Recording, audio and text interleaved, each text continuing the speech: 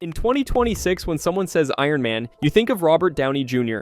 Spider-Man means Tom Holland. Superman, Thor, and The Flash, these characters are inseparable from the actors. But when these castings were announced, people didn't celebrate. They laughed. Some even went as far as to say that Hollywood had made a mistake. These are the unknown actors everyone questioned but became the best superheroes. Starting with Robert Downey Jr. Back in 2008, Robert Downey Jr. wasn't a household name in the way you might think. Sure, he'd been nominated for an Oscar in 1993 for playing Charlie Chaplin. But by 2006, when Marvel started looking for someone to play Tony Stark, Downey was better known for his drug problems than his acting talent. The late 90s and early 2000s had been brutal. Arrested multiple times for drug possession, cocaine, heroin, you name it. Sentenced to 3 years in prison in 1999. Fired from TV's Ally McBeal in 2001 after being found wandering the streets intoxicated. Studios wouldn't touch him. He was considered uninsurable, a liability nobody wanted to risk. And so when someone says, I really wonder if maybe I should go to rehab. Well, you're a wreck, you just lost your job and your wife left you. You might want to give it a shot. Even after getting sober in 2003, Downey had to claw his way back with smaller roles in films like Kiss Kiss Bang Bang and Zodiac. When director Jon Favreau suggested Downey for Iron Man, Marvel executives said no, repeatedly. They wanted a safer choice. Someone like Sam Rockwell, Timothy Olyphant, or even Tom Cruise. Favreau had originally planned to cast a newcomer, believing the character mattered more than the star. But after meeting Downey, everything changed. It would turn out like this. We were just hoping that people would see that movie. Everybody was saying superhero movies are over, and Robert Downey was not necessarily a proven box office. Favreau refused to back down. He fought for Downey, insisting he was the only choice. Marvel finally relented, offering Downey just $500,000 for the first film, a fraction of what A-list stars were making. But Favreau was right. From the moment Downey appeared on screen, he didn't just play Tony Stark, he became him. The wit, the charm, the vulnerability beneath the ego, Downey brought everything Tony Stark needed to feel real. Iron Man earned over $585 million worldwide, launching the Marvel Cinematic Universe and turning Downey into one of the highest paid actors in Hollywood. By the time he appeared in the Avengers, his salary had jumped to around $50 million. Critics hailed his performance. Roger Ebert wrote that it was Downey who powered the film's success. Audiences agreed. For the next decade, Downey anchored the MCU, appearing in 10 films and earning billions at the box office. His final appearance in Avengers Endgame became one of the most emotional moments in superhero cinema. I am Iron Man, the last sentence of Iron Man 1 and Endgame. What a full circle. This gentleman was born to play Tony Stark, and the way he looks is exactly the way I... While Downey proved that a troubled past could become the perfect foundation for a superhero, another casting showed how finding the right unknown actor means looking beyond the obvious choices. When James Gunn took over DC Studios in 2023, one of his biggest decisions was casting a new Superman. Henry Cavill was out. The role needed fresh blood, someone who embodied hope, kindness, and that classic Superman charm. Gunn wasn't looking for a household name. He was looking for someone who felt right, and he found him while watching a horror movie. David Corenswet had been working steadily but quietly. Juilliard trained, he'd appeared in Ryan Murphy's Netflix series, The Politician and Hollywood, earning praise for his work but never breaking through to mainstream recognition. In 2022, he appeared in T. West's horror film Pearl as The Projectionist, a small role that happened to catch Gunn's eye. It's a great movie, and I was watching it and I saw a character whose name I think is just the projectionist in the movie, and I'm like, that guy looks like he could possibly be Superman. At first, Gunn had a frontrunner in mind, but their audition tape wasn't very good. Then he watched Corenswet's tape. And David Corenswet, I watched him, and he was amazing, and I'm like, oh my God, the guy's funny, which I didn't imagine from watching. Mia's funny in this movie, but David's not very funny. Corenswet himself was shocked. He'd almost played Adam Warlock in Guardians of the Galaxy Vol. 3, but lost the part to Will Poulter. Now, years later, Gunn was offering him something even bigger. When Gunn called to offer him Superman, Corenswet was filming Twisters. He could barely believe it. Interestingly, Corenswet had joked about wanting to play Superman before it ever became a reality. He'd even mentioned his resemblance to Henry Cavill in interviews, saying his pie-in-the-sky ambition was to play the character someday. It wasn't just a dream anymore, it was happening. The casting was announced in June 2023. Fans noticed Corenswit's impressive physicality. At 6'4", he matched Christopher Reeve's height perfectly. He's charismatic, gorgeous, and exudes a heroic aura. This is 10/10 casting. But what mattered most was what Gunn saw in him: warmth, humanity, and that quality that makes you want to give Superman a hug. Filming began in early 2024, with Corenswit putting in the work to embody the character. The first look images released in May showed him in costume, looking every bit the classic Superman fans remembered from the comics. When Superman hit theaters in July 2025, critics praised Corenswit's performance, with some calling it potentially the best cinematic version of the character. After watching the movie, I think I can safely say that David is my favorite Superman so far. No disrespect to the ones that came before, they were all legendary in their own ways. But if Corenswit showed how directors can discover talent in unexpected places, Tom Holland proved that sometimes the best audition is the one that literally makes you do a backflip. When Marvel and Sony started searching for their new Spider-Man in 2015, they knew the stakes were high. This was the third reboot of the character in less than 15 years. Audiences had seen Tobey Maguire and Andrew Garfield wear the suit. Finding someone who felt fresh, young, and genuinely different was critical. 7,500 actors submitted audition tapes.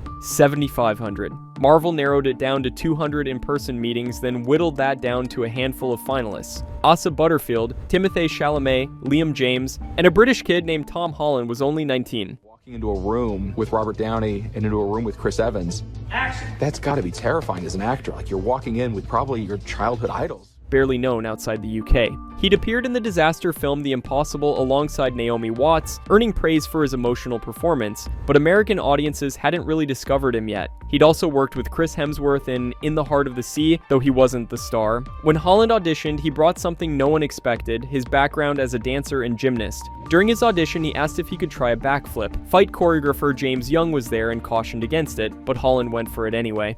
Tom, we got even luckier because we found a kid who not only is a great actor, but he also can do a standing backflip. There was something about him when he walked in, Young remembered. All you heard was jaws drop. I got goosebumps and tears in my eyes. This kid just came in and that's Peter Parker. There's no other way about it. Holland didn't just win over the directors. Robert Downey Jr., who screen tested with him, saw something special too. Marvel Studios president Kevin Feige and producer Amy Pascal were convinced. In June 2015, Holland signed a 6-picture deal with Marvel. He made his debut in Captain America: Civil War in 2016, stealing scenes from veterans like Downey and Chris Evans.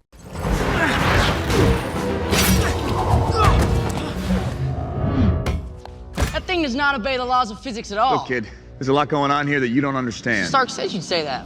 His youthful energy and natural charm made him instantly likable. I love the camaraderie between the two of them, truly captured their respective characters. Then came Spider-Man: Homecoming, which gave Holland his first solo film. Critics praised his performance, audiences loved him. He felt like the Peter Parker people had been waiting for. 3 solo films and multiple Avengers appearances later, Holland became the longest-running live-action Spider-Man actor. Spider-Man: No Way Home, released in 2021, became one of the highest-grossing films of all time, earning over $1.9 billion worldwide. Stan Lee, Spider-Man's creator, said Holland was the exact age and height he'd envisioned when he created the character. Fans agreed. Holland brought an earnestness and vulnerability that made Peter Parker feel real. He wasn't just wearing the suit, he was living in it. Looking back, it's hard to imagine anyone else playing Spider-Man in the MCU. Out of 7,500 hopefuls, the kid who did a backflip was the one who stuck the landing. And while Holland's gymnastics background helped him land Spider-Man, another unknown actor got her shot at Marvel through something far more unlikely: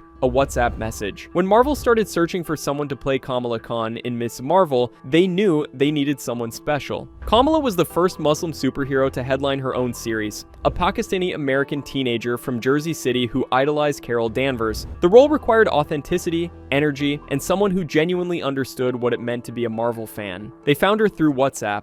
So how did you find out about Ms. Marvel? WhatsApp.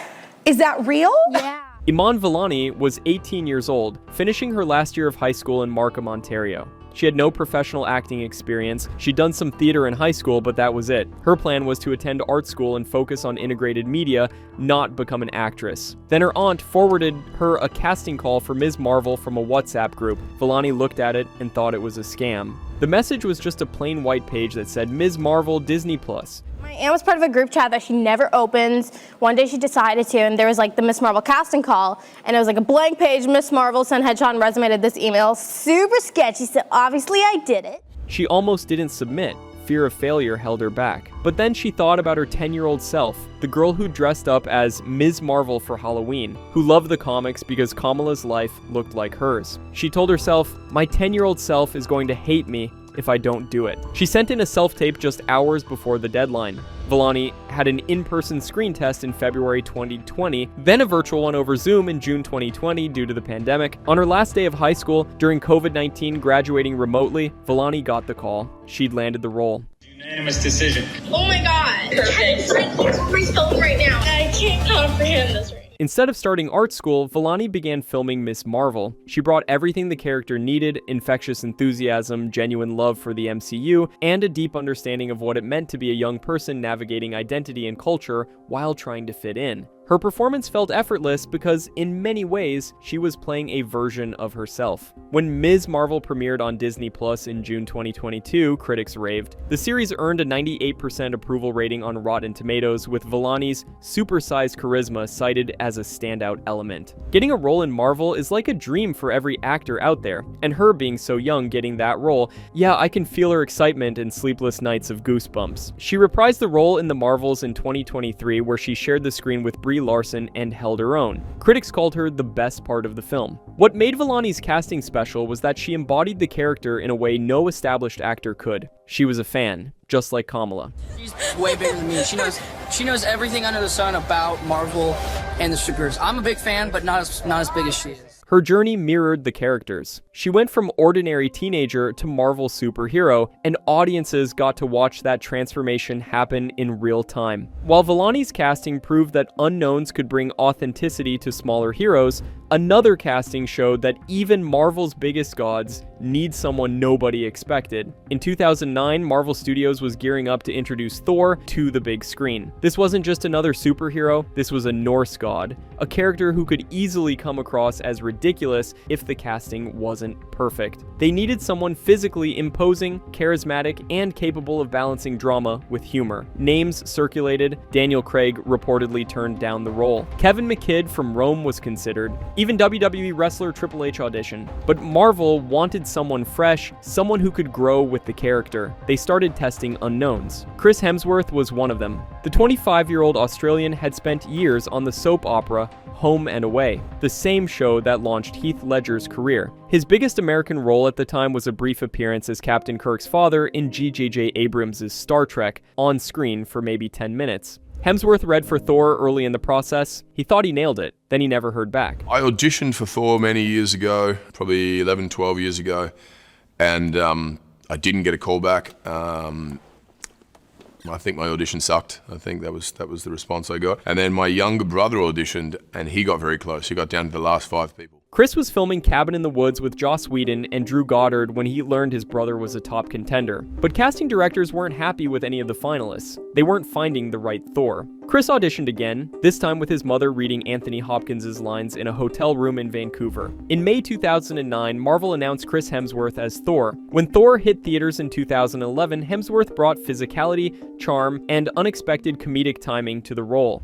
Brother, whatever I have done to wrong you, whatever I have done to lead you to do this, I am truly sorry. Director Kenneth Branagh's choice to cast him paid off. Hemsworth went on to play Thor in multiple films, with 2017's Thor, Ragnarok reinventing the character entirely and earning over $850 million worldwide. By 2022, Hemsworth had appeared as Thor 7 times. He'd become one of the MCU's most beloved characters, with fans praising his evolution from arrogant prince to selfless hero. None of it would have happened if Marvel hadn't given an unknown Australian actor a second chance. And while Hemsworth proved that unknowns could anchor blockbuster movies, another casting showed that sometimes the best superhero comes from musical theater. When the CW started developing a Flash spin-off from Arrow in 2013, they needed someone to play Barry Allen. This wasn't a major theatrical release, it was a TV show on a network known for teen dramas. But the character mattered. The Flash was one of DC's most iconic heroes, and getting him right was critical. Grant Grant Gustin wasn't on anyone's radar. At 23, he was best known for playing Sebastian Smythe,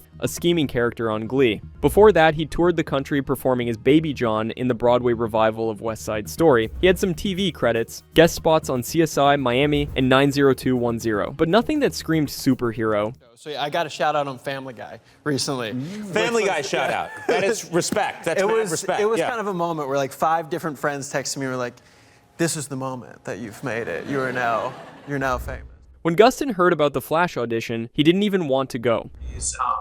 Again, I was like 23 and looked like I was 19 maybe, and I didn't want to go to the audition at all because I thought it was so irrational to think that I could book. Barry Allen in the comics was big, buff, and blonde. Gustin was lean, dark-haired, and looked younger than his age. He didn't fit the description at all. "He's big and buff and blonde in the comics," Gustin said. "I was just like, why are they even seeing me? I had imposter syndrome about even going to that audition," but he went anyway. And somehow, it worked. Producers Greg Berlanti and Andrew Kreisberg saw something in Gustin that matched what they wanted for Barry Allen. Not the comic book version, but their version. We kind of knew he was Barry, and not because he looked obviously like Barry from the comic book, because he kind of didn't, not because he felt old enough as the part we sort of were imagining in our head, because he kind of wasn't. They wanted someone who felt like an ordinary guy, someone audiences could relate to. Gustin had that quality. He was charming, vulnerable, and had the kind of earnestness that made Barry feel real. In September 2013, the CW announced Gustin would play Barry Allen in 3 episodes of Arrow, with the final episode serving as a backdoor pilot for a potential Flash series. Plans changed, and instead of a backdoor pilot, they created a standalone pilot.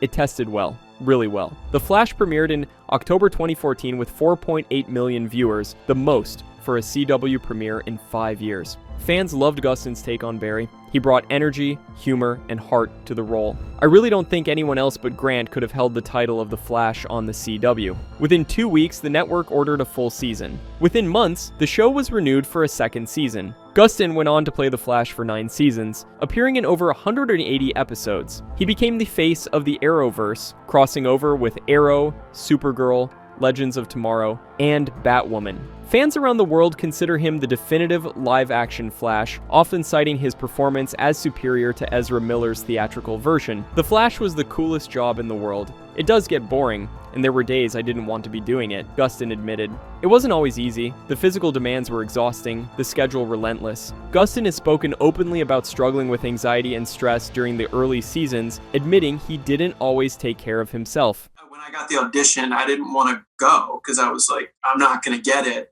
And I get a lot of audition anxiety. But even on the hardest days, he found joy in the role. When The Flash ended in May 2023, it marked the end of an era. Gustin's Barry Allen had been part of people's lives for nearly a decade, and it all started because a musical theater kid walked into an audition he didn't think he'd get. This man carried a character who had no mainstream fan base on his back. I'm a huge Flash fan. And I was apprehensive because in the past, the Flash as a real-life character didn't pan well. But Grant met beyond expectations. Sometimes the person who doesn't fit the description is exactly the person you need. And that brings us full circle. From a recovering addict nobody wanted to touch, to a teenager discovered through a WhatsApp message, these are the actors who proved that sometimes the best choice is the one nobody saw coming.